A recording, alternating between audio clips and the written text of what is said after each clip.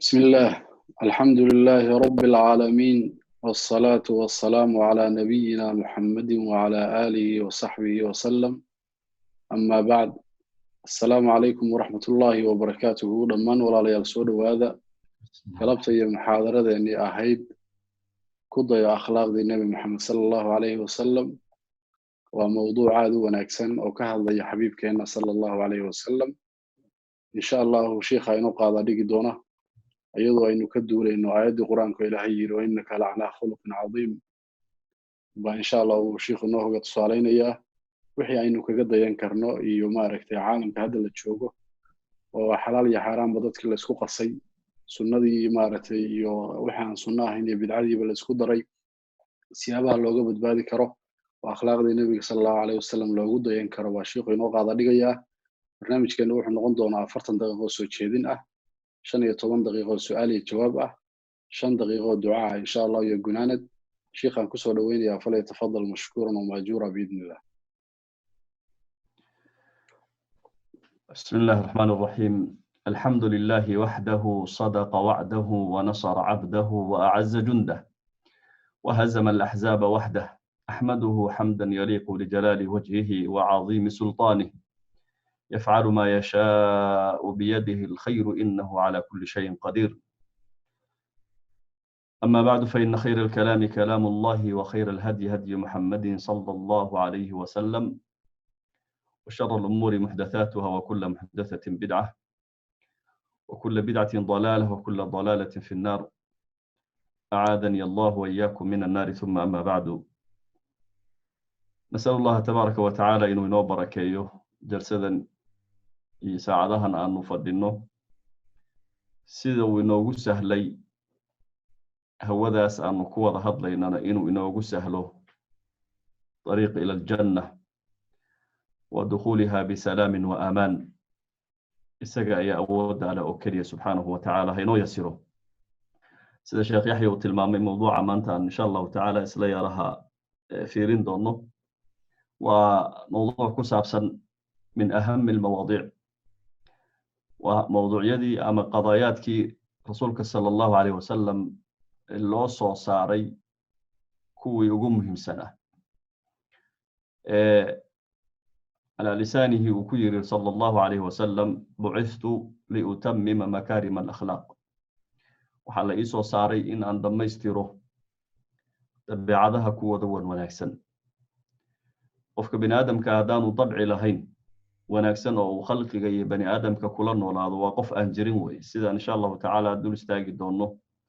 سلفنا الصالح إياه تسالو ينكي كبحيين تبعاد ونكسن يقيم جي أولى لهين نرشه. رسولك صلى الله عليه وسلم وأن نموذج ugu muhiimsan ee looga dayanayo tabiicada wanaagsan maxay tahay.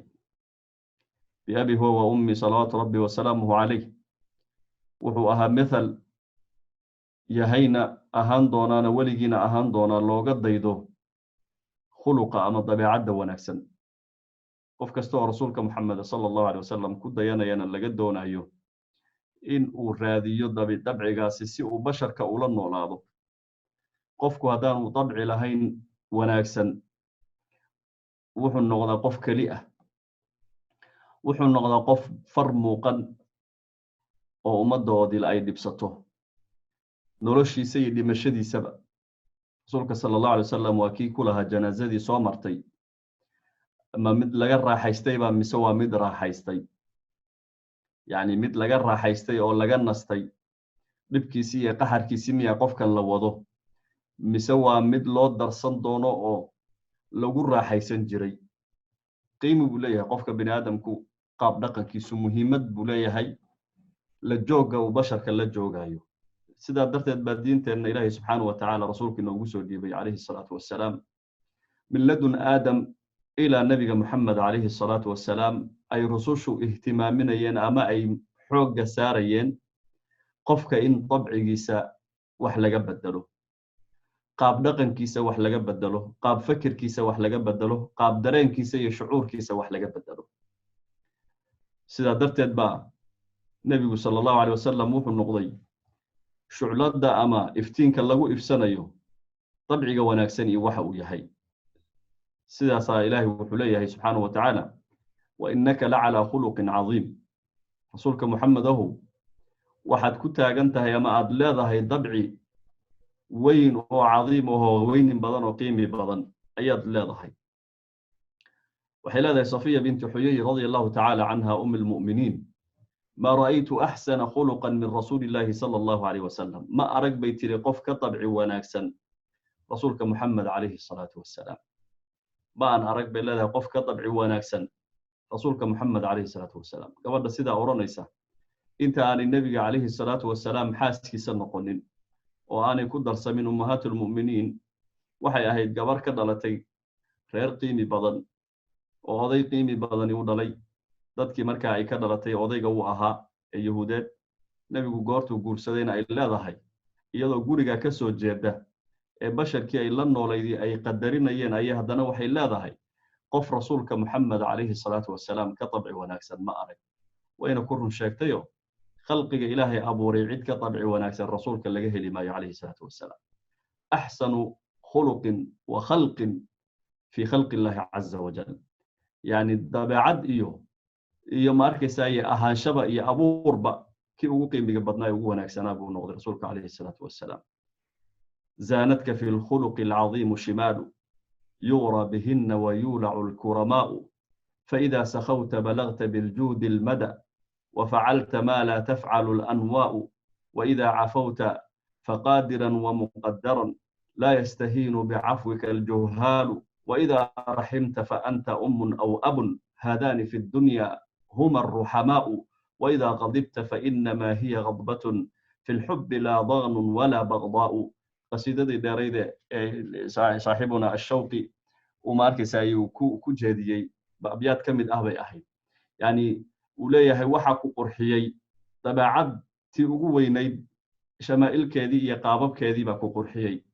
oo mid walba oo kariim ah oo gacan furani uu ma arkaysay raadiyo oo uusan nagaaraynin hadii aad gacan furnaato fayda sakhawta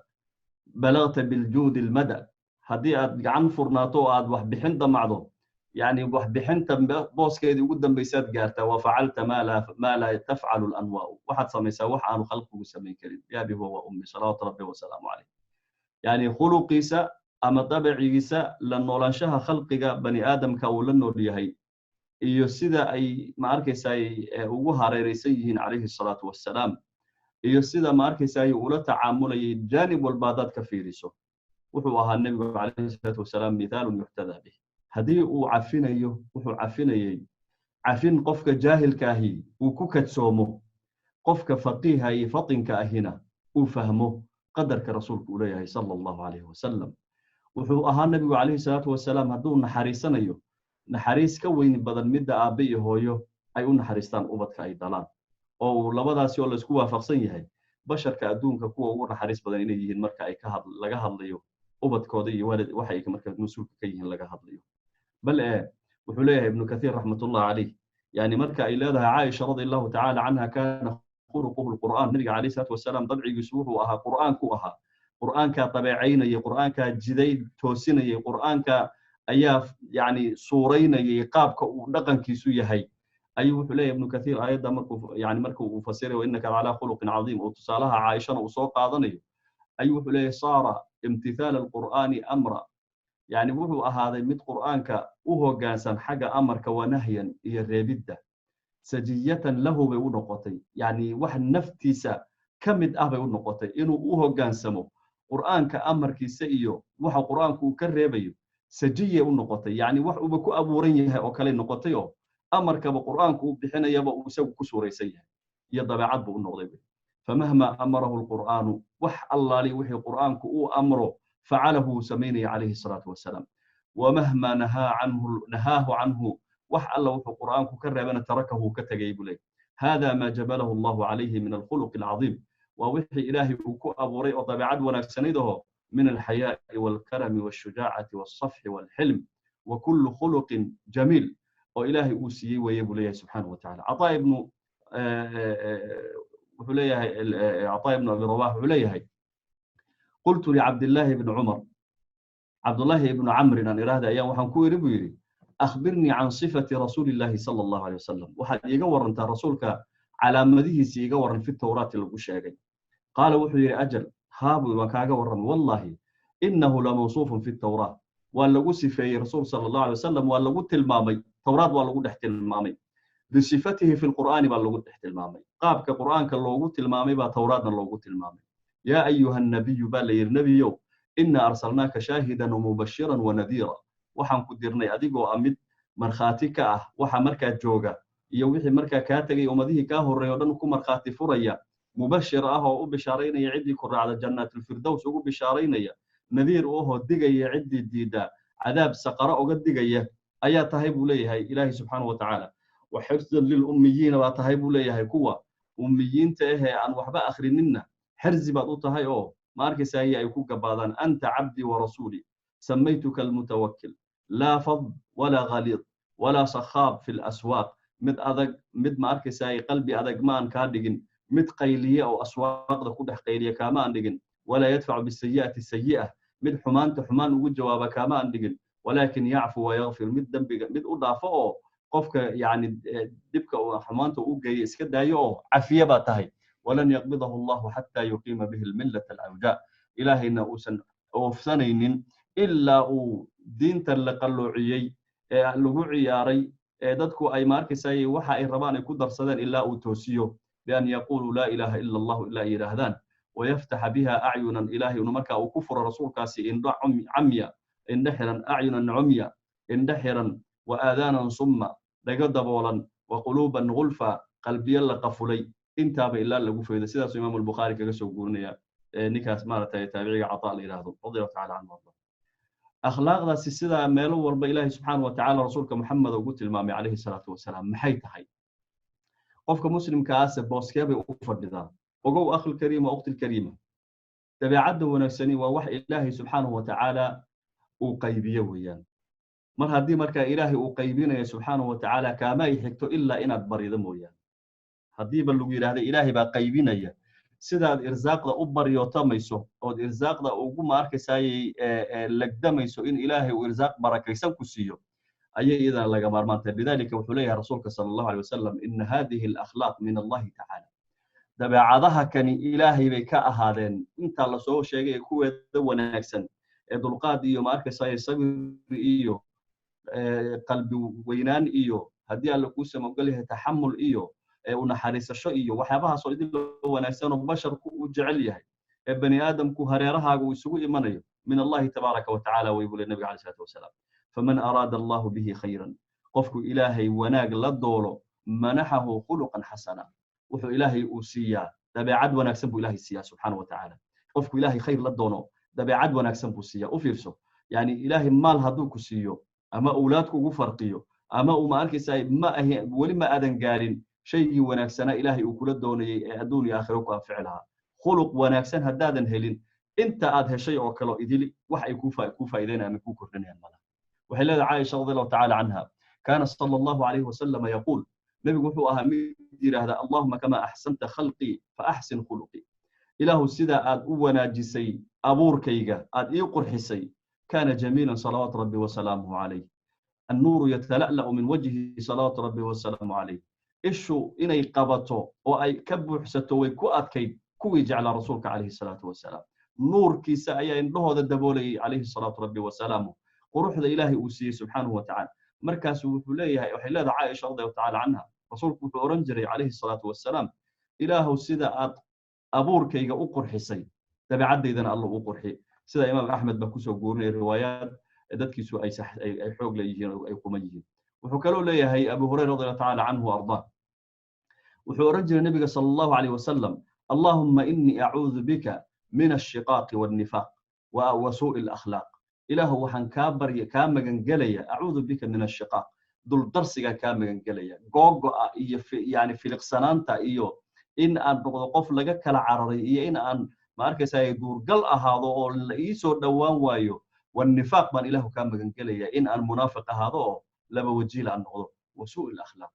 هي إن ضبعت حن أن يشوف وفيرسو يعني الرسول صلى الله عليه وسلم سيدا النار تلوجم مجنجلي أن ضبعت أولى أنها إن نران إله النار بان كام مجنجلي إله شرط نجبت بادي ayuu rasuulku wuxuu ilaahay u baryayaa subxaanahu wa tacaala inuu ka badbaadiyo dabeecadda xun inuu ilaahay ka badbaadiyo maxaa yeelay haddii dabeecad xuni ay ku soo gasho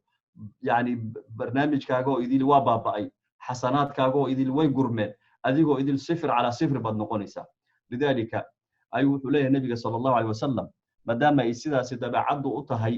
shaygaas uu rasuulku tilmaamaya calayhi salaatu wasalaam marna in ilaahay laga baryo subxaanahu wa tacaala marna in ilaahay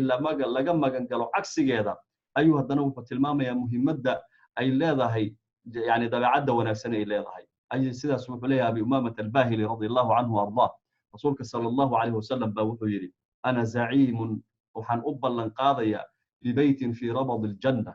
beyt ku yaalla yani wadnaha haddii alla kuu sama ogol yahay jannada iyo maaragtay korodooyadeeda liman taraka almira'a qofka iska daaya muranka iyo dooda wa in kaana muxiqan haba uu u xaq lahaada wuxuu ku doodaye wa bibeytin fii wasat aljanna waxaan u ballan qaadayaa guri jannada bartankeeda ku yaalla liman taraka alkadiba qofka beenta iska daaya wa in kaana maazixan kaftanba ha ka ahaatee wa bibeytin fii acla aljanna waxaan u ballan qaadayaa guri jannada saraadkeeda ku yaalla liman xasuna khuluquhu qofkii dabeecaddiisu ay wanaagsanaato liman xasuna khuluquhu qofkii dabeecaddiisu ay wanaagsanaato beyt jannada meesha ugu sarreysa ku yaalla ayaan u ballan qaadayaa buu leeyahay nabiga calayhi salaatu wasalaam allahu akbar yani calayhi salaatu wasalaam yani murankii oo qofku uu xaqiisii u dagaalamayay haddii uu ka tago bal fiiri waxaad ka tegayso waa shay aad xaq u leedahay inaad ku doodo baad leedahay war anigu dood ma rabo waxaas xaq baan u leeyahay haddaad gartayda qaadataanna waxaygaysiiya oo aan yani qababac iyo howle iyo aan ciidamo u kacsanaynin oo sidaa isaga taga iyo qofka ka tagaa beenta haba noqote xataa masaax iyo haddii alla kuu sama ogol yahay kaftanba ha noqote waxyaaba maanta yani ilaahay rasuulkiisa marka uu arrimahaasi uu tilmaamayo waxay ku tusinaysaa bani aadamku sida uusan marnaba yani maxaa la oran jiray haddii alla kuu sama ogol yahay uusan u adabsanayn oo wax walba isku dayayo inuu sameeyo si uu u gaaro ujeedada iyo darajada uu leeyahay yani mazaxa oo beenta lagu sheego oo maanta aad u batay runtii u baahanna in aad maaragtay looga hadlo khaasatan walaalada youtube-yada isticmaala ama youtube-yada ma arkaysaa account-yada leh waxyaabaha ay samaynayaan ee kidbiga ah ee ay suuradda ku dhajinayaan ama ay shicaarka uga dhigayaan kilibyada ay soo geliyaan faqad si ay dadku u soo galaan oo ay u daawadaan wax meesha uu soo geliyay uu u ikhtiraacanayo akaadiib iyo wax la midka halka beyt baa kugu dhaafiyo ogow haddii yaraaba aysan maaragtay ku noqonin meesha uu nabigu yiri sallallahu alayhi wasallam wa inna ar-rajula la yakdhib wa yataharra al-kadhib hatta yuktaba 'inda Allahi kadhaba qofku been buu maaragtay sheegaya oo waliba wuxuu ku dadaalaya oo raadinaya been sheegidda ilaa ilaahay agtiisa looga qoro beenaalo looga qoro ayuu gaarsiinaya waxa marka uu qofka samaynayo intuu wax ku kabo ama sidaa iyadoo la yeelay ama inuu yiraahdo sidaas ka warama dhacday ama mucjizada sidaas timid ama intuu yani shakli intuu keeno mukhiif ah oo qofku maartay argagax geliyo oo yiraahdo arrinka hadaad rabtid waxaad ka ogaatid bal meesha gal kadibna meeshii markii la galo loogu tago waxaan innaba ha yaraatay cilaaqa ku lahayn waxa uu meesha ku soo sawiray waa kadbi iftiraawi qofkaas waxa ku dhaafay beyt baa ku dhaafay fi wasat aljanna buu nabi calayhi salaatu wasalaam وببيت في أعلى الجنة جورجا وقصر رأي الجنة كويا لنا رسولك وحي صلى الله عليه وسلم لمن حسن خلقه وكيف لا وكان يري النبي عليه الصلاة والسلام كوشاجي حديث كلا كوشاجي ذاتك يجو كين دو يوم القيامة أنيق درس كيجا مجلس كيجو دو يفرد وحوي أحسنكم أخلاقا ويا وكوا خلق وطبع ودبيعات دودو أي معانته هي وناكسنته هي أي وافقسنته هي وحي الله يا رسول أمرين سبحانه وتعالى بل وحولي النبي صلى الله عليه وسلم مهمة إلى تبعد ونكسني أو لي حديث أبو هريرة رضي الله تعالى عنه عن مركي ويدي سئل رسول الله صلى الله عليه وسلم برسولك وحل ويدي عن أكثر ما يدخل الناس الجنة ذاتك محاء قبضا أو جنة الجلية رسولك وحي صلى الله عليه وسلم تقوى الله وحسن الخلق وحا جنة ذاتك قبضا الجلية والله الله قعب صدو إيا تبعد ولا ونكسد لأن تبعد هذا هو ونكسناتا هدي آني لسعنن إلى كهر ريسي تقوى الله سبحانه وتعالى إن إلهي توحيد وقبتي إلهي سبحانه وتعالى إذا لفتك هذا وحبك وقتري مايو وفيرسو لأن النبي صلى الله عليه وسلم هو كشكي من اللي هذا حاتم الطائي اللي هذا آد وهي عربي ودن أي تقاني وآد كريم وأها وآد وقع فرنا وآد دبعد ونكسنا وآد النبي عليه الصلاة والسلام يعني محل رجلي دتك ugu amaani jiray ugu miisaal qaadi jiray ilaa Aisha radhiyallahu ta'ala anha ya rasuul Allah ninka Hatib ibn Ta'i la yiraahdo nin karam badan buu ahaa nin dabeecad wanaagsan buu ahaa nin ma arkaysaay umadu ma arkaysaay ay macaansanaysu ahaa arrinkaas uma shafaaca qaadaya miya bay tiri oo jannada ma geynaya miya wuxuu yiri nabiga sallallahu alayhi wasallam Aisha arrinkaas uma shafaaca qaadayo maxaa yeelay yawman waahidan muusan oranin la ilaha illa Allah yawman waahidan muusan oranin la ilaha illa Allah muusan oranin ayuu leeyahay nabiga alayhi wasallam taqwa Allah wa husn al-khuluq marka ilaahi subhanahu wa ta'ala marka aad ka cabsato oo aad tawxiidkiisa qirto oo wahdaaniyadiisa ogolaato shayga kugu xiga ee rabbi ku dhaweynaya subhanahu wa ta'ala wa husn al-khuluq kayfa hada husn al-khuluq wa nutagi doona kalimaat imam ibn Uthaymeen rahmatullah alayhi وكفسر كيف يكون المسلم يعني حسن الخلق مع الله ومع خلقه تبارك وتعالى وحليه سيدو كلا امام احنف ابن قيس وليه سوى تلماميه حسن الخلق ومحي اي وحو يري الا اخبركم بادوى الداء ما يدين شيغا بالعذر كان ugu daran عذر بني ادم ku dhaco oo dilaa corona han la yaabana la wareersanahay wuxuu leeyahay cudurkan ugu daran ee basharka ku dhaca ma idin sheega markaas yiraahdeen ha markaas wuxuu yiri al khuluq ad-dani wa dabeecada xun weebi wal lisan al-badi iyo carabka xun weey oo wax alla wuxuu arko ku dhawaaqay oo iskaga hadlayo oo xishoonaynin oo sirriganaynin oo maxaa looga xishoonayo maxaa loo yeelay wasakhda maanta daadsan meel walba daadsan oo qofkuba uu hadaanuba wasakhda ku hadlin uu u malaynayaba inaanay dadku maxaa la dhihi jiray aanaysan dhageysanin ama u iimaanaynin lisaanu dani waa lisaanu al-badi waa cudur dilaa abu leeyahay imaamka jaliga uu leeyahay wuxuu kaloo leeyahay baad al-hukamaa idargii naga hore waxay leeyihiin man saa khuluquhu daqa rizquhu qofkii uu dabcigiisu xumaado rizqigiisa ciiriyooba maxay yeelay ummadoo dhan ba ka yaacaysa yani wax ma arkaysaa wax la wadaagaya ma jiro qofku haduu uu helo adduunka oo dhan uu helo laakiin aanu inaba hayraatee wax inaba ma arkaysaa maartay la sahraya aanu haysanin u soo dhawaanayna aanu haysanin noloshaasi waa diiq iyo ciriiri weeyaan maanta dareemi karaysaan inta yarta la yiri cudurka hal laga xaroodo ee guryaha lagu jiro intii aad istaqaaneen aad is hor fariisateen ee geesaha ka fariisteen ee maanta aad iyaguna ku soo noqonaysaan waxa maanta mashaakil banaanada u soo baxay waad arkaysaa colaadaha guryaha ka dhacay waad arkaysaa qofkii oo dhan uu is cuncunayo oo uu ciriiriyoomayo oo ka waran marka hadii khalqigooda kaaga cararan inaad tahay qof dabeecad xun tahay oo mar alla markaad soo socoto jawiga oo dhan uu bedelmo oo leelkiiba soo socda ama tiiba soo socota oo sidaasi diiq iyo waxaad galaysaa ciriiri walow aad adduunka waxaad haysataba aad haysatideen فإذا حسنت أخلاق الإنسان كثر مصافوه وقل معادوه نبايري يعني قفكم مركز دبعدي سواناكسن تهي dadka u cadaalad sameynaya ee difaacaya bata kuwa la dagaalamaya ee colaadinayna yani way yaraadaan haduu qofku dabacadiisu wanaagsanaato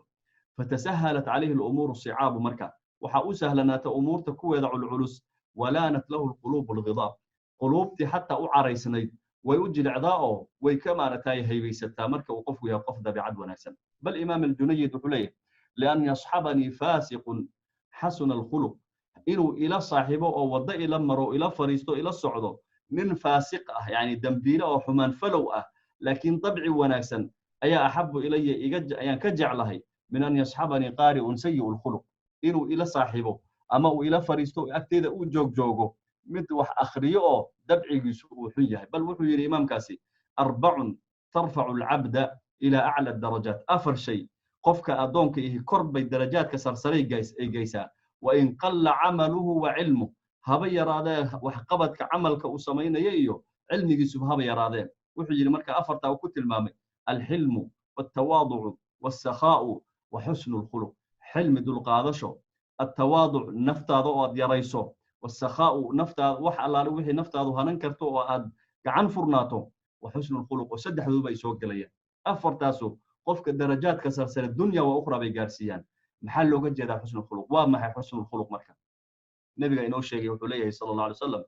yani markuu weydiiyay la weydiiyay la yiri birriga la weydiiyay birrigu waa maxay nabigu wuxuu yiri alayhi salaam xusnul khuluq weeyaan waa dabeecadda wanaagsan birriga aad garanaysaan ilaahay subhanahu wa ta'ala suuratul baqara ku tafsiiriyay laysa albirra an tuwallu wujuhakum qibala al-mashriq wal-maghrib walakin albirra man amana billahi wal-yawmil akhir wal-malaikati wal-kitabi wan-nabiyyin wa ata al-mal ala hubbihi ذوي القربى واليتامى إلى ما رسل آخر الآية ونفقت من رب سبحانه وتعالى متقين تنيين كوا النوع عاسية أو صادقين تنيين كوا النوع عاسية بالرجاسي محاسة أورورينيا حسن الخلق بولاي النبي صلى الله عليه وسلم إثم جنوان محاك في نفسك وكرهت أن يعلمه الناس وواحد نفترض أي يعني ما تدبه وقلبك على وريرية ودتك إنك كوجو أجادا أن أتكبر قتبولي وقالوا لي يا عبد الله بن عمرو لم يكن النبي صلى الله عليه وسلم فاحشا وفيرسو النبي صلى الله عليه وسلم ما هين مد فاحشة إذا أفحن أما فعل حن ما هين ولا متفحشا مد إسكدون دونا أفحمض يفعل حمضنا ما هين وكان يقول وحن أورنجري خياركم أحسنكم أخلاقا وحا إذنكو خيار سنة إذنكو أضيسا وكين أوجو أخلاق ذواناكسن بولي النبي صلى الله عليه وسلم بل وحوليا هاي سيد الفضيل لقى سوغوري من ساء خلقه ساء دينه قفك دبعي سحو ماضو دينك سحو ماضا وما أركز سيدك الحسن البصري وحوليا هاي حقيقة حسن الخلق دبعد وناكسن حقيقة ذو وحوي بذل المعروف شيء وناكسن شيء اللي يسكو وناكسن اللي يسكو يقان اللي يسكو أقوانصدين وناقي هاي أولا بحيو هذا الإيو هوبا إيوحي وناق أولا يسكو يقانو ومدوي وناق أوتقانو أولا بحيو وكف الأذى dhibka oo dadka laga haysto wax alla wixii dib loo yaqaano oo qofka aad ka haysato hadal iyo adinba wa talaqatul wajhiga oo furnaada bal waxay leeyihiin culimo kale waxay leeyihiin الحسن الخلق من قفك يعني دبيعد وناسني الحسن الخلق قفك دبيعد وناسني من نفسه في راحة ويان ومد نفتي سؤي نفس كجرت الراحة يسوي ودب أي سندريمين والناس منه في سلامة dadkuna ay nabad ka qabaan oo ka nabad gashayihiin wasayyu alkhuluq qofka dabeecadiisu ay xun tahayna waxa weeye annaasu minhu fi bala wa mid dadku ay shidda iyo dib ay maartay hadi goor kala kulmayaan wa huwa min nafsihi fi ana naftiisuna ay tahay mid uu aad ugu dhibtoonayo gunaanadka yani khuluq hasan waa maxay imaam ibn uthaymin rahmatullahi alayhi wuxuu leeyahay husnul khuluq waxa weeye husnul khuluq ma'a allah waxa weeyaan buu isagoo loo kala qaado labo ma'a allah wa ma'a khalqihi weeyaan إلهي وما أركساي دبعد ونكسل ولدق ما وحوى يبوليه أن تتلقى أحكامه الشرعية بالرضا والتسليم إن إلهي وحا وحكومي شرعي وكاغر دقي دقن وكاغر دقي آد أقبشو رضا والتسليم أضر رالي كوأه أنه قاسنين آد أقبشو وألا يكون في نفسك حرج منها نفتاضون آن إن بهاي واحد بسشاء آن كجرين ولا تضيق بها ذرعا إسلام كان آذن عليسانين إلهي وحا وكو أمري سبحانه وتعالى أضو فرحسن أتقاضانيسو واتي إلهي إيد دوري أدليضاي واتي أن كبت بادي لها دوني آخرة أدليضاي واتي أن كفضان لها وأن كو خفيف لها وليسيدا أدونك أن كغا خفيف لها أدليضاي وهلم مجر سيدا سمركا سوليها فإذا أمرك بالصلاة والزكاة والصيام وغيرها هدي إلهي صلاة الزكاة صومك أبوري وحلمتك فإنك تقابل هذا بصدر ومنشرح وحد أنك كو أقبل يسابوليه يعني لاب فرن بad ku qaadanaysa culays bad dareemaysid ilaahay ba mahad laba leedahay cibaadada inoo gooriyo sida inoo yeelo ku farxaysa hadda aad tahay weeye qof dabeecad wanaagsan leh oo ilaahay dabeecad wanaagsan kula dhaqmay amma husnul khuluq ma'a an-nas wuxuu leeyahay waa sidii aan soo marnay oo in dibka iyo sabriga iyo dibka oo maar dadka laga daayo oo sabarka oo dibkooda loo dulqaato oo wajiga oo la furo oo dadka waji wanaagsan ibtisaama lagu la kulmo kayfa kana marka nabiga sallallahu alayhi wasallam معاييرتاس أنت الممنوع وديل سيدنا النبي يقول لك إنجلين جري كو ريركيس سيدنا بقولها من دبع عدي شوي وناكسن تاي وحي لا ذهي عائشة رضي الله تعالى عنها وحي لا ذهي النبي صلى الله عليه وسلم في أورنجري يا عائش يعني مجع يدي عائشة أهي أيو دلع أيو ماركس أي كولين درت هذا أيو في أورنجري يا عائش سيدا سكر ومارت وشو هذا اللي يرى معانه ويري مرة قالوا أورنجري بالله ذهي يا حميرة يعني مدي ماركس أي عصيدي marka wuxuu oran jiray isagoo maaragtay karaameynaya yabnat as-siddiq yani wuxuu nabiga calaysay salaam dalacaas ugu waa dabciga wanaagsan oo uu qofku ahalkiisa kula dhaqmayo oo uu kula dhaqmayo dabci wanaagsan waxa gelinaya suruur iyo farax gelinaya qofka kula nool ee guriga kugula nool gabadhu inay ku dadaasho ninkeeda waxa farax gelinaya inay kula hadasho ninku inuu ku dadaalo gabadhiisa waxa farax gelinaya yani dabeecadda wanaagsani waa midda qofka qalbigiisa aad ku garinayso suruurka iyo wanaaga aad ku garinayso khayrukum li ahlihi nabiga sallallahu alayhi wasallam kiina idinku khayr badan waxa weeye midka reerkiisa ugu khayrka ugu wanaaga badan waana khayrukum li ahli aniga ah midka idinku khayr badan oo maxay ana ahalkayga bal wuxuu tilmaamaya riwaayaadka sida Imam al-Bukhari uu soo guurinay النبي صلى الله عليه وسلم دبعد وناقيس يقاب دقن وناقيس أهل كيس ومارتاي وكل رقميه يتواضع إن مركي وصفية رضي الله تعالى عنها وجور سدي قرتي أي فوليسي أوركي لساري إنه النبي جلب كيس أقول لي أو جلب كيس كوي استاكتي وفيرسو جلب النبي صلى الله عليه وسلم الشريف كها إن أنت كوي استاكتي أي سدا أوركي كوفو شيء أو سن أورادين جنبر يتير يوحك له مارد أما وسن قفك الأمر إنه مارد استجى رسولك حنباري عليه الصلاة والسلام وهذا خلقه الحسن مع أهله والنبي عليه الصلاة والسلام بل وحوليه هي إمام البخاري وسوق قورنيا النبي صلى الله عليه وسلم حتى بعد ما مات أزواجه مركز الزوجات كي سيدنتان سيدة مالتي خديجة رضي الله تعالى عنها أيدي متي قورته والنبي هلو وحقير طعامها أما وهلو وحقير هدية كوسم وقول هي زيادة وحورنجري والبل أنت نوجية قبله صاحبك لها خديجة صاحبك لها إلى ماركس هي عائشة رضي الله تعالى عنها أي كما تمسيرتي نفديك بالأرواح وهي رخيصة من دون عرضك بذلها والمشتري للشر شرذمة تطاول رسمها لبست بثوب الحقد لونا أحمر قد سولت لهم نفوسهم التي خبثت ومكر القوم كان مدبرا تبت يدا غلت بشر رسومها وفعالها فغدت يمينا أبترا الدين محفوظ وسنة أحمد والمسلمون يد تواجه ما جرى أو ما درى الأعداء كم كنا إذا ما استهزأوا بالدين جندا محضرا سيدو مارتينيكا وكوكبي إلهي سبحانه وتعالى لسانك هبركيه رسولك سيدا أهل كيسولا ما يقول دبق شيء إنما هي راتي أنا أدين وحل هذا مكرومة أما أدين شرف وسكت ديني وحكشة كمركاسو أبيض وكو مارتاي هالجاذي وكت المامو يري شردمة يعني كوح يرو فلاجة أو أنا أقول قيمين ترجع قيمة شخصية بني آدم كهي قابك الله قيميان القونين أي واحد رسمي كل واحد قياسية بدي ماركس أي النبي عليه الصلاة والسلام من كان أن لدى جنة هي رد المارك أي عاين وكوي أغبيتي كل عالم كدجنانا أي كود يدين ويسكود يدين رسولك عاي جالسين ما بعين كراني أيو كقري كلمات كانوا كتل مامي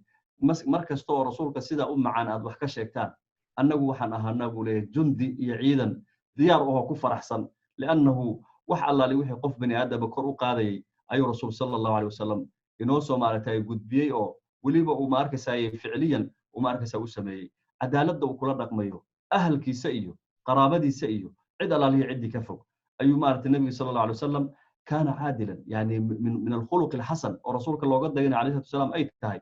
إنه قفك عادل هذا لأن إله سبحانه وتعالى وكان أورنيا يا أيها الذين آمنوا كونوا قوامين بالقسط شهداء لله ولو على أنفسكم أو الوالدين والأقربين يعني أوفيرسو النبي صلى الله عليه وسلم آيات داسي يطبق هذا يسيده وماركس أي أفولي كو لبدي حاسة وقبي سيده وكل عدالة صبيرية صفية السلمة رضي الله تعالى عنها يا النبي صلى الله عليه وسلم راشين سحن كجرت أوكينيسا سيده ماركس أي إمام النسائي وصحيح يلي إمام الألبانينا ومارتا يكون راعي وحوليه هي راشين بي سحن كسو ديبيسا وكسو ديبيسا النبي جوغ عليه الصلاة والسلام قرق عائشة صحابتي ركم بدن أي ماشي للجوغا انتي ما سيرتو أي دقح قادانيسا راشين كي دقح كجري سحن كجري بجبينيسا مركو داتو أي النبي صلى الله عليه وسلم ما هو دافسينيو فعل كيسي رد فعل كيسا إلا إن وهدي الكوشة ما قال لها ابتسام وضع ومصادف كدبنا وأصحابتي كويرة هذا هو يدين وين ما صيرتيه راشين كدولك كوداتي هذي باهيدين هي سكعونا صحن كي جبينا كان جبي أضاء إسكالب ولا عايشة أضاء جب صدي مد وناكسون وفي عون جبنين كان سيجبدي راشين كسودي وتسحن كذي ونبض قشن لو وعليو هذا عدل النبي صلى الله عليه وسلم لبدي وقبي أردحي يسوق العدالة الصمينية النبي وحكسوا ناضي عليه الصلاة والسلام إنه من المحشر كيري والذي نفسي بيده لو كانت فاطمة بنت محمد يعني إلهي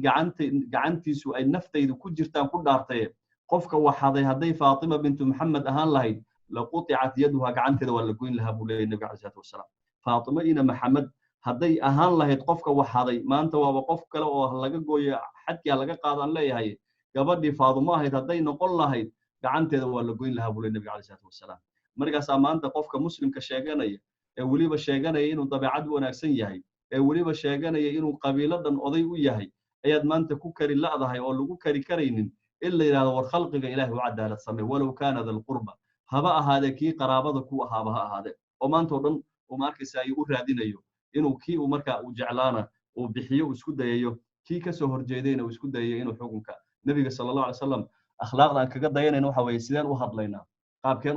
u kalaamaynaa kalaamkeenu sidee buu ahaanaya wuxuu leeyahay rasuulka sallallahu alayhi wasallam markii la sifaynayay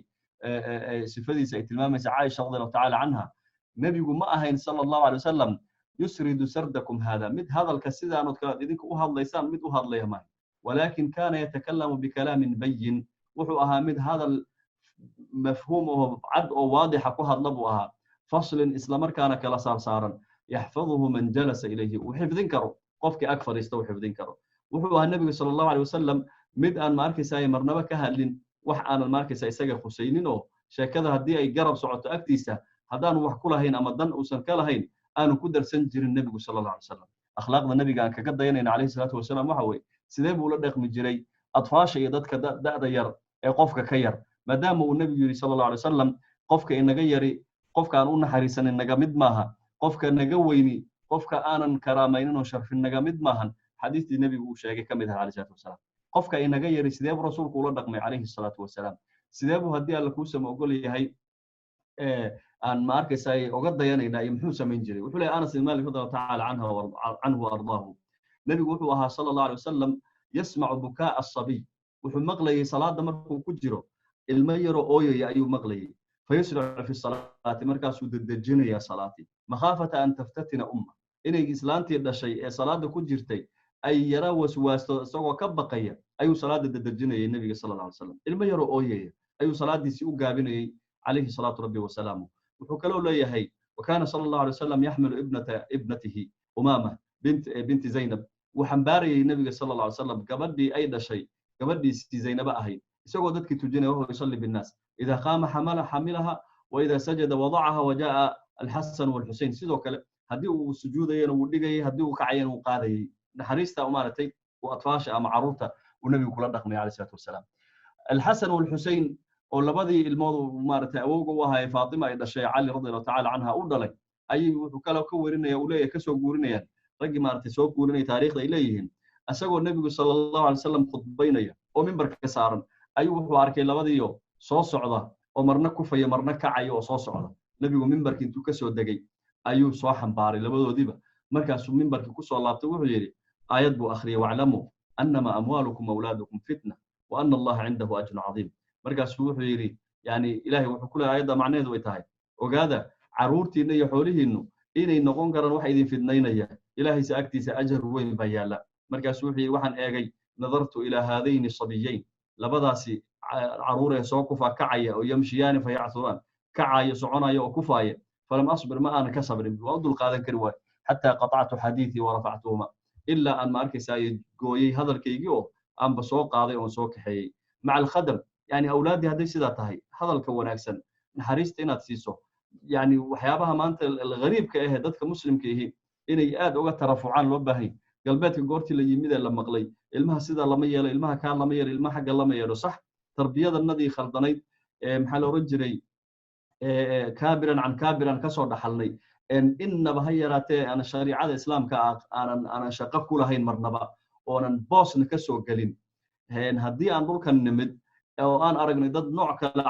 caruurtii ula dhaqmaya inaan ku imbiharno oo aan ka shakino diinkanagi ina waxa keenaya jahliga iyo jaahilnimada aan diinta Ilaahay subhanahu wa ta'ala ka qabno sida darteed inuu qofku fiiriyo nabigu sallallahu alayhi wasallam dhaqankiisa sidoo ahaa awlaadu sida u jeclaayeen nabiga alayhi salatu wasallam sida ay ma arkaysaay aan uga baqan jirin oo uga carari jirin sidaasna ay saxaabada nacalihim iyaguna oo dhan ay ka dhaxleen oo ay ahaayeen kuwa ma arkaysaay kaga dayda nabiga alayhi salatu wasallam qaabka noocaas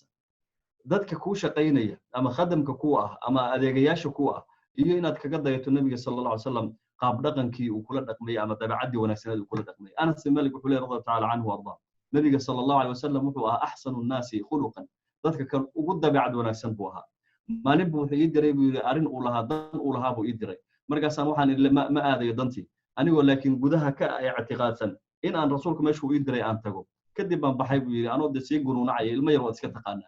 markaasaan dhexda markaan sii marayo ayaan anoo hawshii u socdan waxaan arkay buu caruur meel ku ciyaaray عروتي وأنا إسكالي استاجي مركزا فإذا النبي صلى الله عليه وسلم قد قبض بقفايا من ورائي وبرسولك صلى الله عليه وسلم هل كاتونك كذاتك إيجاها يو فنظرت إليه مركزا جيستي وهو يضحك أسوقه قصري عليه الصلاة والسلام أو ابتساموني مركز وحي يا أنس أذهبت حيث أمرتك ماشي أن كودري ماذا آذن مركز وحن كوير نعم أنا أذهب يا رسول الله هدن آذي يا رسولك إلهي مركز أن بحيب ويرون آذي يعني بحويا قفك رسولك كود دينا صلى الله عليه وسلم المها يركا وحو قدر طبعي قروح بدنا ونكسنبو وكل دقم دونا قفكي أنا كل دقميننا دنجلاسوك كفجين دونا أو ورماشي أن كودري وحي بلا أدبك أما بهديب وسوناكسن يهوي هدو سن وناكسنين الفاظ قاب درون وغليظة وأبها وحا كسمائيو سدا يقرع باتهاي إيو وعليه كان إيو وحلمت كأنت لقاها الله قشبه كدبنا هذه ليست من أخلاق رسول الله صلى الله عليه وسلم وحليه أنس بن مالك رضي الله تعالى عنه وارضاه رسولك صلى الله عليه وسلم بان أخذ ما يؤشقيي طبعا سنو والله بان كل أرتيب ما قال أفقد ولقي مؤرن وحن محي أهايين ولا قال لشيء لما فعلت كذا وهلا فعلت كذا ولقينا شيء مؤرن محساو يا شيء محساو سمي ويدي رحمة النبي صلى الله عليه وسلم كقد إنه يسيد ومارته أن حرسنجري عليه الصلاة ربي وسلامه وحيل هذا إلهي وحليه سبحانه وتعالى وكسفه فبما رحمة من الله لنت لهم ولو كنت فظا غليظ القلب لانفضوا من حولك إلهي إن حريص وكوك لي بعد لجل عضي وقلبك ووجل عسيه هدي إلهي وكبدل لها وقلبي أذقن يا الله تدكوي كاكلا يا إلهيين إلهي الرحمة أيام كوسو درني أيو كوي النبي صلى الله عليه وسلم سيدا سانا مركا إن بدن وكمله أين حريص ugu islaami jiray nabiga sallallahu alayhi wasallam iyo qaabka uu latiif ku yahay un xariis badan yahay ay ugu soo islaami jireen idan qofka muslimka ee rasuulka kaga dayanaya akhlaaqdaasi inuu xariis yeesho waa laga marmaan nabigu wuxuu leeyahay sallallahu alayhi wasallam oo ducadiisana ugu daray qofkan kaga dayanaya dabciga wanaagsan ee turidda ah allahumma man waliya min amri ummati shay'an qofka ilaahu ummadayda arrimaheeda shay kamid yahay mas'uul ka noqda oo fashuqa alayhim ku adkeeyo oo ku dhagaxeeya fashquq alayhi ilaahu isaga ku adkee ومن ولي من أمر أمتي شيئا قفك أمتي إذا أرنك هذا الشيء كم إذا مسؤول كان نقضانا أو فرفق بهم أقولنا حريص إله وفرفق به أقولنا حريصه أي النبي عليه صلى الله عليه وسلم بل وحو قارسي عليه الصلاة والسلام إنه يري يعني أهل الجنة ثلاثة الجنة وسد النوع ويري حوت المام النبي صلى الله عليه وسلم ورجل قف بيري رحيم تريد بدن يعني حريص بدن رقيق جلعسن رقيق القلب قلبي سنو جلعسن يهي لكل ذي قربى ومسلم مد والبو قرابه وصاحب ايوه مد كستو مسلمه يعني امرتي قلب جلعسن كاسو كنت المام النبي صلى الله عليه وسلم وحن اركيا ان وشيخ يحيى سو فريستي وحن ربا ان شاء الله تعالى ان نصايح كوكوبن كنت المامو يعني وحي ان هدا انو تلمامني maxay nagala gudboon awalan waxay nagala gudboon inaad ogaatid inaad dabeecadaada wax ka bedeshid inaad tahay mid raacaya nabiga sallallahu alayhi wasallam ومن يطع الله والرسول أولئك مع الذين أنعم الله عليهم من النبيين والصديقين والشهداء والصالحين وحسن أولئك رفيقا ذلك الفضل من الله وكفى بالله عليما رسولك صلى الله عليه وسلم أضبع عدى إسجا درتي ساد وحوجب الدشكواجا أو كده يتإسجا وأضلتي مع الدعوين كأن صوت الممني وأدخلوا قاجي ضبع عدى هذا كشقيسه كده يشر رسول ويانه إلهي سبحانه وتعالى درجات كاسوكو جارسينية بل إلهي وحكوت المام سبحانه ذكر رسولك كده ينيهين هو إلهي حصي إن بدن وكمل لقد كان لكم في رسول الله أسوة حسنة لمن كان يرجو الله واليوم الآخر وذكر الله كثيرا بل واحد أقاتا إنه يهكوا ورسولك وجع عليها يهكوا دبع عد وناجية إن من أحبكم إلي وأقربكم مني مجلسا يوم القيامة حاسنكم أخلاقا وخير النبي عليه الصلاة والسلام كوي إن وجع لهي الدرجة صفك يوجد يوم القيامة وكوا ما أركي ساي دبع عد وناجسنتها أخيرا محليها سيد النبي صلى الله عليه وسلم هذا ربط إنه ميزانك وعصلاده قفك مسلم كأهو هذا ربط إن النبي صلى الله عليه وسلم لدرس نقطه هذا ربط إن الله سبحانه وتعالى خلقه سقلوبته وكوسه جديه خلق جد بعد كبدا ما من شيء أثقل في ميزان المؤمن يوم القيامة من خلق حسن مجرى الشيء ميزان كلا صاروا كعل اسم النبي عليه الصلاة والسلام ده بعد ونكسن وإن الله يبغض الفاحش البذيء وإلهنا وعرض قفك أفكح وأفحمذا يقان أنا كلا دورانين أريض وكوهد ليو أنت سنقدر دارني يا نفتي ولا له غالق أهو إلهي سبحانه وتعالى هنا قد وكوه خلق وكوها يكسناده ووافقه كن عليه وسلم سأن درس ونقول يوم القيامة في جنات عدن عند مليك مقتدر وصلى الله وسلم على نبينا محمد. جزاكم الله خيرا شيخ مصطفى الله كبركيو هدو الله إنه هذا وحين قلنا قيبتي سؤالها إن شاء الله سؤال شوقه الرئيس وحي الله هاي شيخ أيوب سلام الله بركيو وحنا لو يدين يا إسلام ككهر النبي صلى الله عليه وسلم أخلاق دي سوانا كسنيد محاكم إذا أنت عن رسول الله قال جزاكم الله خير. وسؤال في محلها وي لأنه نقطة سنة قدر نوى هذا النبي عليه الصلاة والسلام دبعيا وناكسني ووحو إلهي سبحانه وتعالى قبل النبوة وآد لفتقيسو قيب أوغاها أو كشقيستي أو كد ذالي إلهنا سبحانه وتعالى كل هامي وحكم إذا صدق الكلام إنه رلأها النبي عليه الصلاة والسلام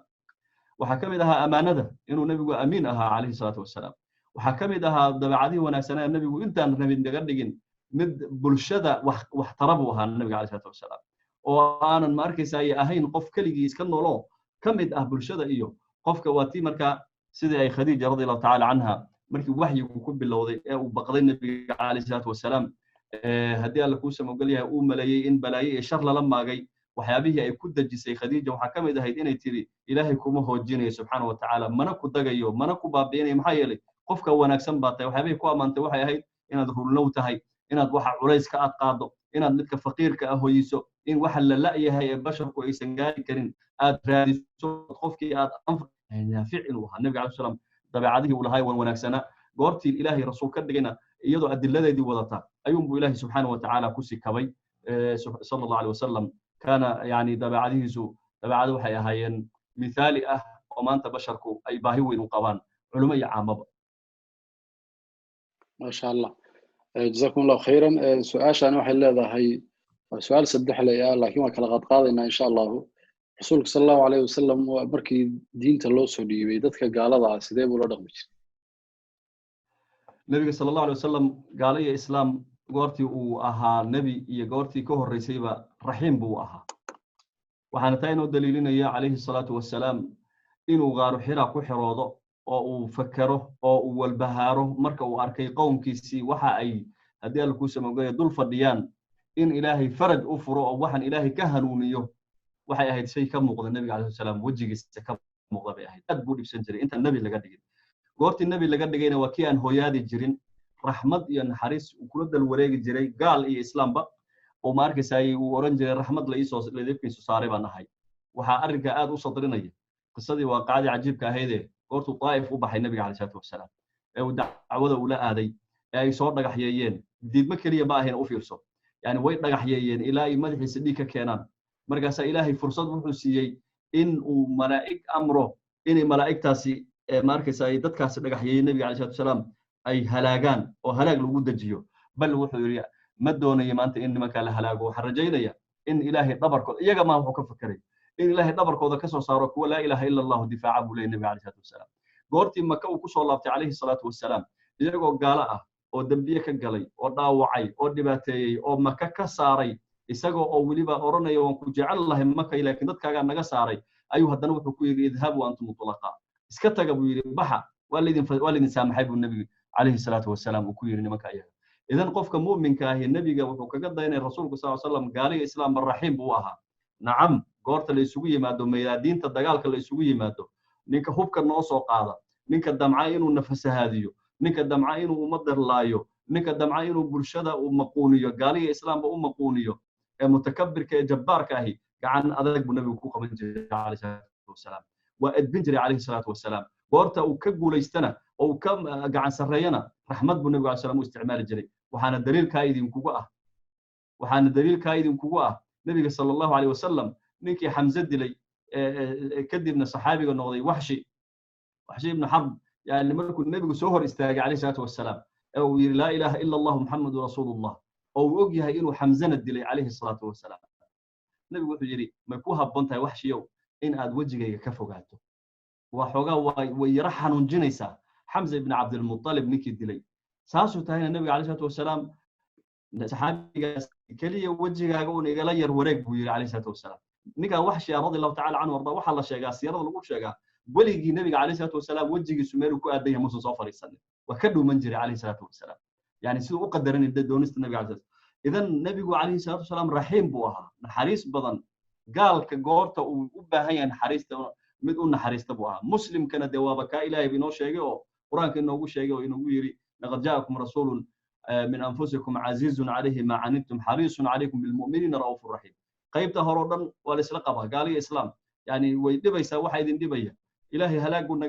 nooga bari inuu naga joojiyo ilaahay nicmad buu noo weydiiyey ilaahay hanuun buu noo weydiiyey mu'miniin goortay timaado bil mu'minina raufur rahim qofka daaciga marka waxa laga rabaa dabacada inuu kaga daydo inaysan mayaadiintu isaga ka qasmin meesha shiddada u baahan inaad shiddo geliso meesha lutfiga iyo rifqiga u baahanna inaad rifqi geliso sidaas uu nabigu sallallahu alayhi wasallam jazakumullahu khairan sheekh saailkan wuxuu leeyahay rasuulka sallallahu alayhi wasallam dadka dhibka u geysta ama ku xadgudba naftiisa sidee buu u cafin jiray ka argoosan jiray mise u turi jiray inta ay xadiistu sugayso ay waliba sifaadkiisa markay ka hadlayaan dadka saxaabada waxay leeyihiin nabigu weligii wax isaga loo geystay uma caroonin illa in xurumo ilaahi la dumiyo oo lagu taagsado marka nabigu waa caroon jiray kaleey salaatu wasalaam afcaal fara badan oo dhowr ahna tilmaamaysa oo xadiis ay ku soo arooreen kow waxa kamid ah ninkii ka soo farcameen nimankii khawaarijta ah ee ku yiri ya muhammad i'dil fa innaka lam ta'dil yani ama hadhihi qismatu lam tu'dal fiha wa jarhi aad u weyn weeye oo nabi sallallahu alayhi wasallam caadil ah oo ilaahay subhanahu wa ta'ala cadaalad uu ku abuuray inuu nin soo istaago yiraahdo ma aadan cadaalad sameeynin qaybintan waad ku khaldantay nabigu alayhi salaam wuxuu yiraahdaan anigu cadaalad sameeyay ya cadaalad sameeyay uu awoodin qoortaha laga jaro wala nabigu wuxuu yiri ninkaasi dhabarkiisa waxa ka soo bixi doona kuwa noocaas iyo noocaas uu ku tilmaamay nabiga alayhi salaam kii carabiga ahaa ee qoorta ku qabtay ee go'a ku ceejiyay ay xoolaha ilaahay ku dhiibay nasiib meeshaas ka dhigan xoolahaaga maankii aabahaad ka dhaxashayna maahane nabigu intuu ku qoslay ayuu wuxuu yiri bal hala sii ninkan wuxuu rabo loo xambaaro waxa la wuxuu rabo loo raro markii loo raray wuxuu yiri ya arabi uu ku yiri nabiga alayhi salaam arabiyo ka warar goy aad igu ceejisayna xaqiisi aaway markaasuu soo inaad ka argoosto Soomahan markaasuu ninkii arabiga wuxuu yiri igama argoosanaysid markaasuu yiri wa kayf sidee baad maan markaasuu wuxuu ku yiri ninkii arabiga laannaka rahiimun bi la tujzi as-sayyi'ata bis-sayyi'a buu ku yiri yani ninka arabiga uu nin fadina oo aqli badan buu rahmad badan baa tahay xumaan ku badashid buu yiri xumaan kuma badashid buu nabiga alayhi salaam hakada kana bi abihi wa ummi sallallahu alayhi wasallam jazakumullahu khairan saailkan wuxuu leeyahay maadaama rasuulka sallallahu alayhi wasallam quraanka lagu sheegay inuu qani ahaa reerayaashiisa iyo ehelkiisuna ay timir iyo biyo isku cabi jireen qaninimadaas ii fasir naam qaninimada nabiga sallallahu alayhi wasallam qani ku ah waa qina nafsi waay qina nafsiga macnaheedu waxa weeye qofku inuusan gaajo ka baqin qofku hadduu xoolo ciidda ka badan uu hayo laakiin uu gaajo ka cabsanayo qofkaas qani waxana kuugu maanta daliil oo calaamad kuugu ah qofka maanta adduunkan jooga aan iimaan iyo tawxiid lahayn milyaneerkan ugu milyaneersan wuxuu hadda wadnaha farta ku haya minus markuu soo galo sheekadu markay minus bilaabato ay dhacayso koorku dhacayo qofkaasi wax ka walwal badan ma leh lacag la'aanna ma hayso nabiguna sallallahu alayhi wasallam asagoon ogeyn raashin guriga inuu yaalo ayuu guriga iska soo aadi jiray markaasuu oran jiray hal cindakum ta'am raashin ma haysaa maya markii la wuxuu fa inni idan ana saa'im hadaba waan soomanahay nabiga alayhi salatu wasallam hadhihi ghina nafsiga xoolaha isagoo yaalo oo aruursan karo oo dhigan karo ay markay yimaadaan kuwa adduunka jecel ay oran jiray qaata sidii ninkii uu ku yeeray ninkii carabiga u yimid ay maartay waan soo islaamay markaasuu xoolo wuxuu yiri wuxuu siiyay laba buurood dhexdooda buuxin kara weeray ariga iyo geelay looda didso oo ka hayso ada iskala ku yiri markaasuu reerkiisii u tagay wuxuu waxaan ka imid nin aanan gaajaba ka baqaynin qaninimadu taa way marka qanigu qofku waxa weeyaan qina nafsi waxa la yiraahdo in naftiisu qofku ay hodan tahay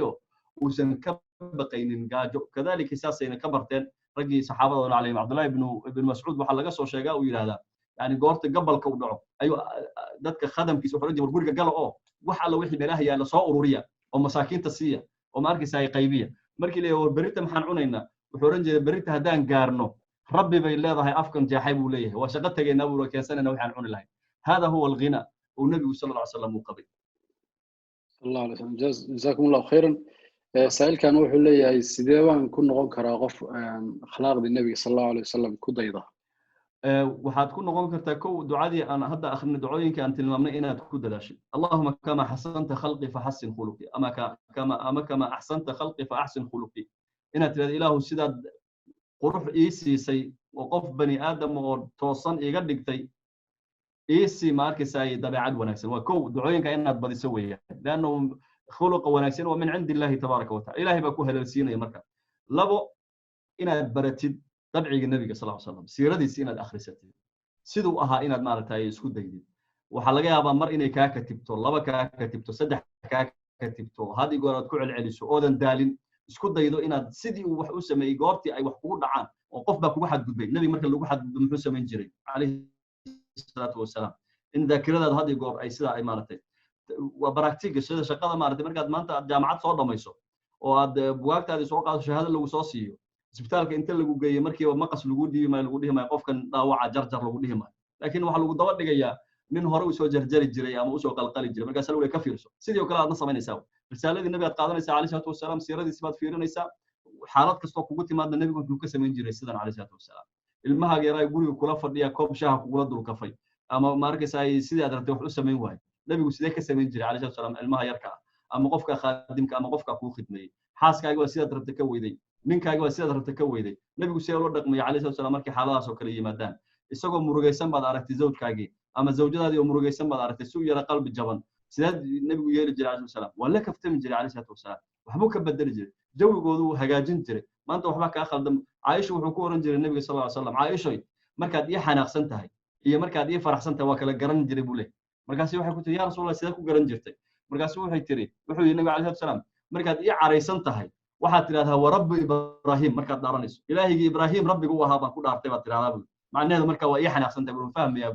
laakiin markaad ii xanaaqsanayn waxaad dhahdaa buu wa rabbi muhammadin muhammad rabbigiisan ku dhaartay baad tiraahdaa buu wallahi waa runtaa way tiri rasuulka ilaahay waa sax bay taarika idan qofku ku dayanaya sidee ugu dayanaya nabiga sallallahu alayhi wasallam waa inaad barato way dhaqankiisa aad barato siiradiisa aad dhageysato qaabku nabigu ula dhaqmay aad dhageysato inta aad gaabnayd in tilmaamnay iyo in ka badan ayaa laga qoray nabiga sallallahu alayhi wasallam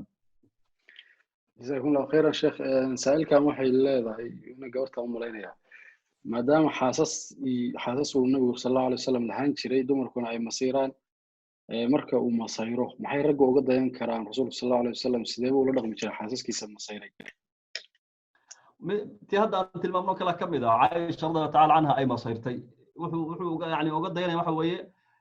in aad ku qaabishid arada meesha taal inaad farxad ku qaabishid dajin inaad ku qaabishid inaad qalbi qaboojin ku qaabishid oo fiirso yani dhagax bay qaadaysaa Aisha radhiyallahu ta'ala anha wallah markaasay ku dhufanaysaa maxaa la oran jiray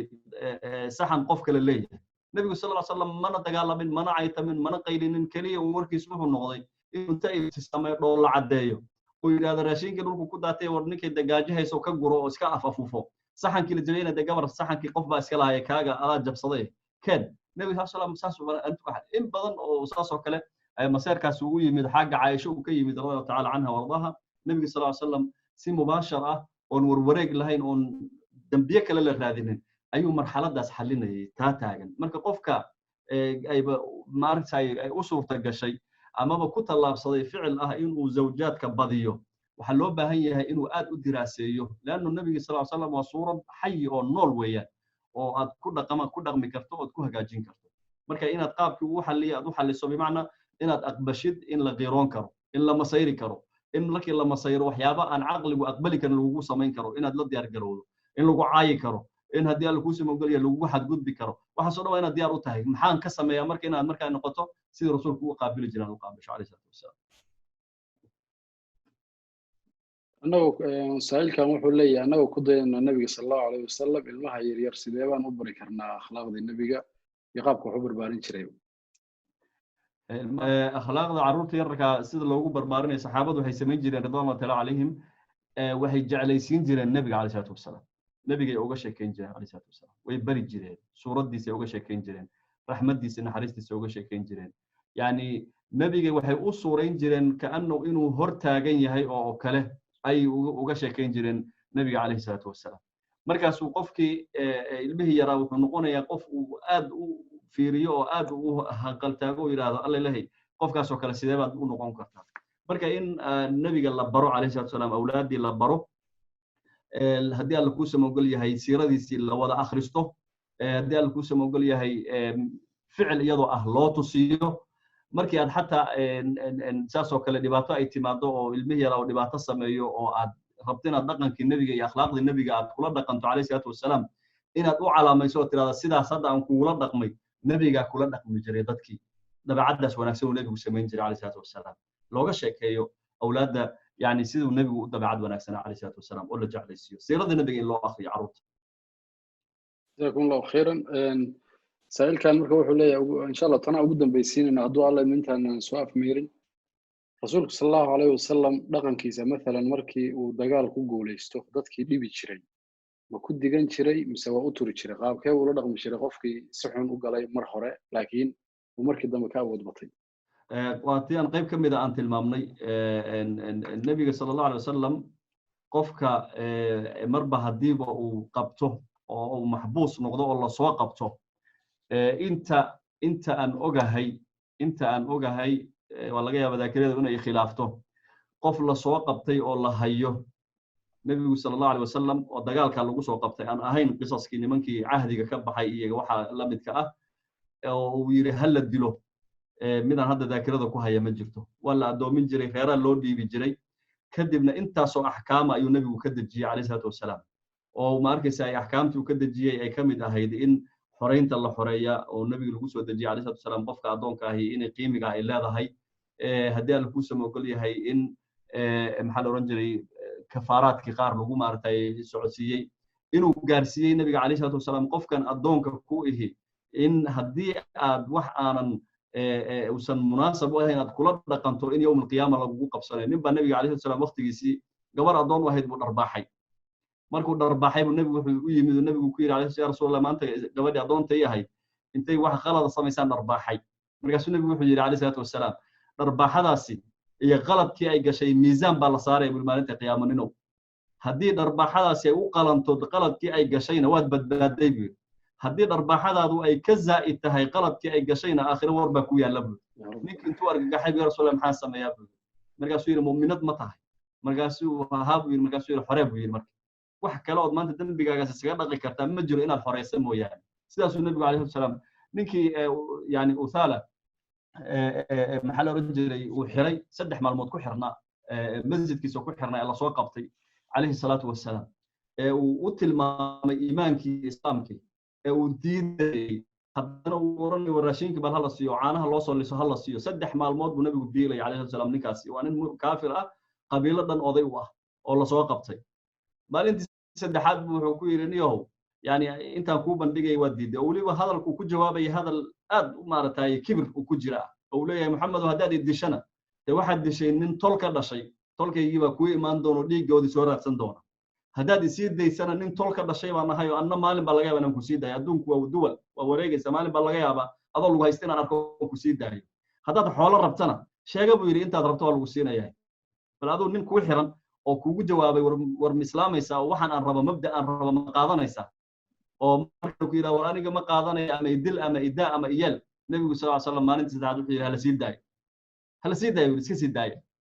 waa la sii daayay banaankaas uu tagay biyo meesha yaaluu soo qabaystay uu soo laabtay wuxuu yiri diintan qofka raba inuu soo galo muxuu sameeyaa markaasaa la yiri sidaas uu sameeyaa sidii buu ku islaamay nabigu wuxuu yiri nin cajiib badan baa tahay nin la yaab leh baa tahay 3 maalmood baad xirnayd buu yiri 3 maalmood ayaad xirnayd buu yiri oo maalin walba aan ku dhahay warniyo islaam inta aan ka rabin intaasay ahayd maxaad sida markaasuu wuxuu yiri annagu rasuul allah dad waxaan ka dhalanay buu yiri carab la yiraahdo anafada iyo kibirka meel buu naga joogaa marka waxaan diiday buu yiri ninkii isagoo xirxiran buu islaamay oo wuu baqday baan diiday marka saas aan baasha ugu dhaganaa buu marka nabiga sallallahu alayhi wasallam dadkii saas uu la dhaqmay kuwii Makka ka soo saaray saas uu la dhaqmay intuu ka xoog batay oo ka awood batay oo qaarkood uu ku xukumay dil Ikrimah ibn Abi Jahl baa kamid ah oo baxsaday oo markuu soo islaamayna uu soo laabtay nabiga calayhi salaam wuxuu yiri Ikrimah idin soo socda oo muslim ah aabihii waxa ka sheegina Allahu akbar u fiirso Ikrimah soo socda oo muslim ah aabihii waxa ka sheegina nabiga calayhi salaam maxaa yeelay qofka dhintay wuxuu u gudbay buu leeyahay laakiin kanool qaraabada la ah bay dhibaysaa kanool qaraabada la ah bay dhibaysaa muslimka ah marka waxba midna u tar ninka dhintay godka galay caaydiisa Abu Jahl la'natullah alayhi sida waxba ma kordhinayso laakiin Ikrimah waxa laga yaabaa in shaytaan u malmalaaqo oo xogaa ay qalbigiisa wax gasho ha caaynin waxba ka sheegay nabiga calayhi salaam soo arkin marka yani diintu waa wax aad u macaan weey qof raacay dariiqa nabiga sallallahu alayhi wasallamna dacwadiisu si dhaqso ah ku mira dhashaa qof ka leexday dariiqii nabiga sallallahu alayhi wasallam dacwadiisu buuray fuusha rafaad bay martaa waxa way colaad bay yeelata qaab daray noqotaa fadeexo dhan bay u tagtaa marka dambe wallahu a'lam jazakum allah khayran sheekh haduu alla idmo gunaanadkii afmeeridii baan soo gaarnay marka insha Allah qaybtii waxaynu galaynaa ducada dad badan baa walaalayaal waxay codsanayaan in gaar loogu duceeyo si guud baan insha Allah ugu ducaynaynaa maadaama waalid iyo walaal iyo wiil ba la wada xanuunsan yahay oo dad badan ay ka sheeganayaan duruufaha hadda caalamka jira qaar badan waalidkooda xanuunsan yahay marka insha Allah haduu alla idmo noo duceeyo sheekhow Allah ku barakeeyo نعم إلهي سبحانه وتعالى كوا الدعاء الله وافجي الله النجدجو كوا الدعاء الله أقبلنا الله النجدجو كوا الفاض أول ونكسن اللي قد عيست الله وافجينا الله النجدجو إلهي سجى يقنا وحر رالك جلنا يا ربي وح الله عليه وحي كرالك جلنا يا نقوق برينا إلهي سجى يقنا وح الله وحكومة هتسني هاي الله وح الله وحدكم ما سنتام نقوق مهدينا إله وحن كابر إن الدم بيجاني الدم بوالدين تاني إنا ضافته إله وحن كابر إن الدم بيجاني الدم بعلومة إنا ضافته إله وحن كابر إن الدم بيجاني الدم بأمهات كان إنا ضافته إله وحن كابر إن الدم بيجاني الدم ولا لهنا إنا ضافته إله وحن كابر إن عافي ما دقدقة أو عبادة لو صوبان له إله وحن كابر إن دور سنان يهجاج سنان يكوتو سنان جد كاج سليم كا وأن كوسو قارنو جنات كاج جنات وعدنا أدنو بشاري ربي وحن كابر إن عذر كمان تفافي الباب بدأ جرعي إله إن النجد القادة كابر إن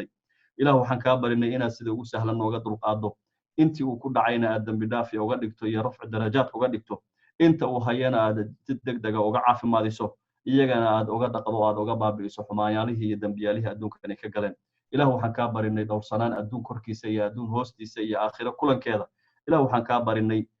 رفع درجات سرية أكتي إلهي سبحانه وتعالى أكتاد أن كسر مرنه رسولك محمد أن درس كلن نقنه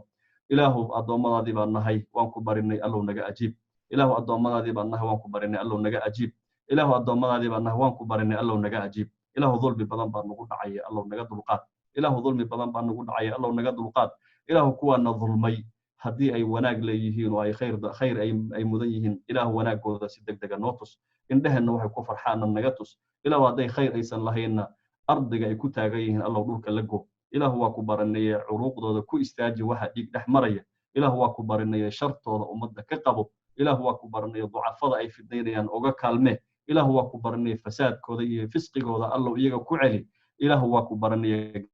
عمه ذا جامد كذب إله هو كبر النية راية الإسلام كرنا وقات دين إسلام ولا قد من الله نوجرجار دولة الإسلام ودين كان واحد السنة الله نوجرجار إله هو كبر النية رؤساءنا حق وفجي إله طريقة ونكسن كتوسي إله خير كوافجي إله هو الضوء ماذا ذي جهاله الله وحبر الله هو الضوء ماذا ذي الناصرين لهين الله جرجار سي الله هو الضوء ماذا ذي وأن إن بهيرات كفر أحسنين إنك عاصيان الله عصيانك كاللحي إله توفيق وافجي إله توفيق وافجي إله كوي برج وناق كل رغم كدك إله كوي لو جرجار الدين كدك إله كوي دينك جرجار أيجنا كدك إله كوي الدين كل نعمة الله كدك كوي يجون الدين تكون نعمة الله كدك ربنا تبارك وتعالى نسألك الفردوس العلى ونسألك جوار محمد صلى الله عليه وسلم آتنا في الدنيا حسنة